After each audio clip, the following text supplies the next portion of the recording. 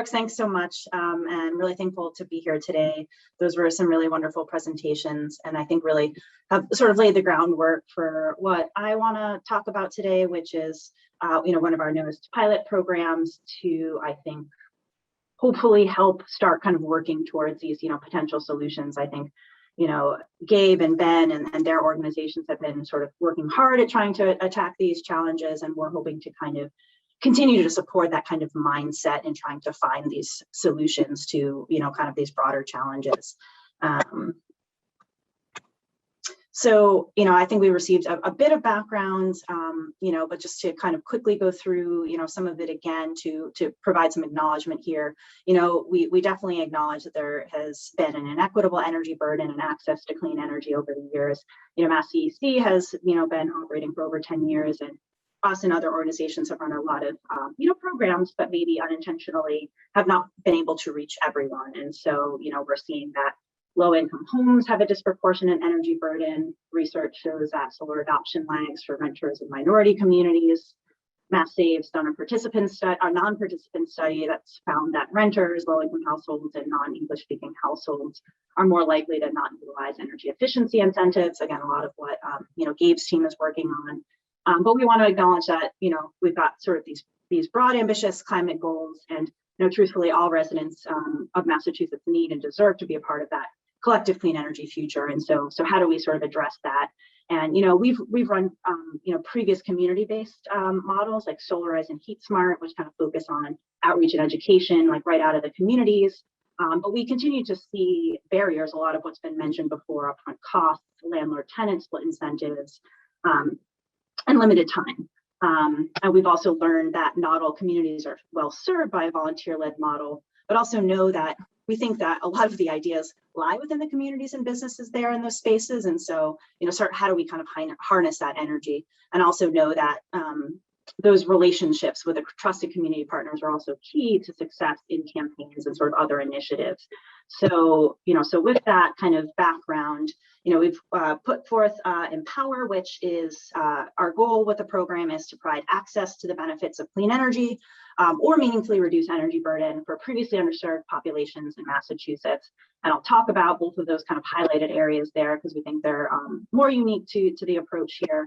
But ultimately, we hope to achieve this through investing directly in communities and community-based organizations to crowdsource those solutions for program models or projects to address this. And so the opportunities under the program are sort of broad, like there's a sort of broad network of support, which I'll kind of talk about later. But sort of ultimately, I think the two important points are the money, right? So the grants that we're offering for the program, which are innovation and capacity building grants, which are smaller grants, and implementation grants, which are larger grants. And I'll break those down in a second. But just wanted to acknowledge that that's sort of like the broader ecosystem of the program. But the implementation grants themselves, we already had a deadline for those. Well, we certainly intend to have future deadlines for those. But there is one upcoming opportunity for the smaller early stage grant, which again, I'll sort of break down to maybe spark some ideas these are related to this discussion. And that deadline is coming up on November 10th, and I'll definitely provide information for everyone as well on that. But just to sort of take a step back and talk about access to the benefits of clean energy, we know that, when a solar PV system is installed, that, folks are receiving direct access to the benefits of clean energy, the reduced bills, the payback, and all that good stuff. But we know that it's complicated, right? We've got renters, we've got different challenges. And so we're trying to sort of broadly look at what sort of access to the benefits of clean energy mean. And we know that typical benefits can just, again, be those cost savings, clean air, health. But we also want to sort of explore solutions maybe that are non-traditional, such as like heat pumps for cooling, or considering what broader impacts insulation have, not only energy efficiency, but also quality of life through enhanced soundproofing or better air quality, and things of that nature. And so that's kind of the sort of broader focus of some approaches that could come underneath this program. And so I mentioned sort of those previously underserved populations, and this came up a bit, in Ben's presentation earlier, and also in Gabe's presentation about kind of who we're hopeful to reach. And so we've really stepped back and placed some intentionality with this program and said that we want to focus on these specific priority groups, which we define as the environmental justice populations that Ben mentioned earlier, renters, and communities disproportionately impacted by environmental hazards. So instead of sort of broad stroking a program, we wanted to say this is what we want to specifically focus on. And I think one important thing to note is that priority groups do not have to be geographically bound. So it could be sort of a network of maybe minority communities doing an outreach kind of campaign. And so, if any folks have questions on what that means, or if you have ideas for who you might want to work with or who you already work with, feel free to reach out to us, and I'll talk about some support opportunities there to have those discussions. So now we'll sort of bring it back to the grants. So we've got, again, those two grants. We've got the one that's sort of the smaller one where the idea or maybe program model or project that you're exploring sort of still needs discovery, refinement. So it's sort of meant to provide kind of seed funding of sorts to build towards a future program model or project. And then maybe that's also a future implementation grant under us, or maybe other funding sources.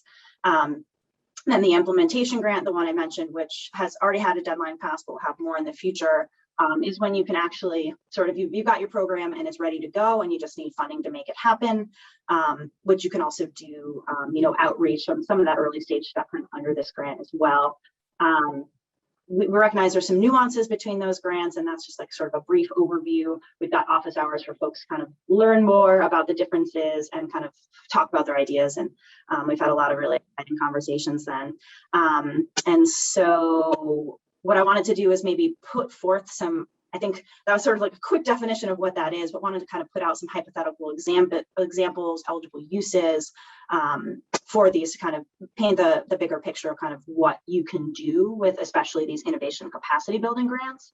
And I think it really does tie into, again, like thinking about actually being able to just get funding to like explore ideas and sort of crack these challenges, right? And that's really the focus of these. And so, community-based organization could apply to fund multilingual staff to conduct community outreach sessions to help inform a design for a potential clean energy campaign, in an environmental justice community.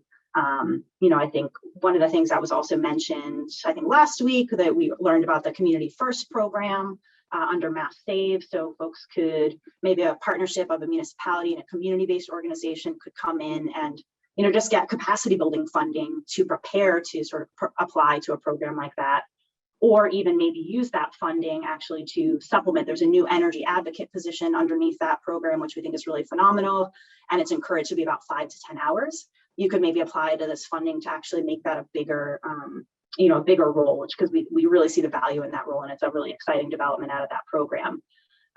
Or another example could be a community-based organization explores clean energy solutions to urban heat island impacts in certain neighborhoods. And again, I think sort of the broad idea is that, you get money to do feasibility studies or, try to do outreach to learn more about what could be designed or to get opinions from folks. And so I think that's sort of like the focus of this specific grant. So like I said, you can use it for staff time, for concept development. You could get technical studies done, use it for a grant writer or professional services, and especially I think, we're hopeful for is costs associated with ongoing community engagement. We think that's really important. And again, this particular funding could be used to work towards our future implementation grants or other grants like the Community First program. And folks can use the funds within the next 2 years of potentially being selected. So we also have some intentionality around who can participate. First and foremost, of course, it is everyone, but I think we're especially targeting community-based organizations to really acknowledge their critical importance, particularly with their demonstrated history of working with any particular population. And nonprofits are also eligible, individuals are also eligible, municipalities and MLPs are also eligible, and other for-profit institutions. But the latter two, the ones with those stars there, must partner with that community-based organization to be able to apply. Again, because we think that's really valuable and is sort of a critical piece of any one of these programs. So like I mentioned, we also are offering a lot of support underneath the program. That's sort of like an intentional design piece as well, where we've had a lot of one-on-one conversations. We're hosting office hours to talk about ideas and sort of answer questions. we've been offering various, educational modules, and we also have a Slack channel where folks can kind of meet and share ideas and just get ongoing updates about the program. And previously, we also hosted workshops where we had a lot of great folks attend and share a lot of great ideas, and we'll certainly host more, in the coming year as well. And so this will get sent out. I know y'all can't click on these links right now, but just want to encourage folks to learn more about the program, to visit the RFP page. Definitely just reach out to us with questions, attend office hours. But yeah, so I think that's pretty much it on my end. But happy to share this with you all today, and look forward to the discussion.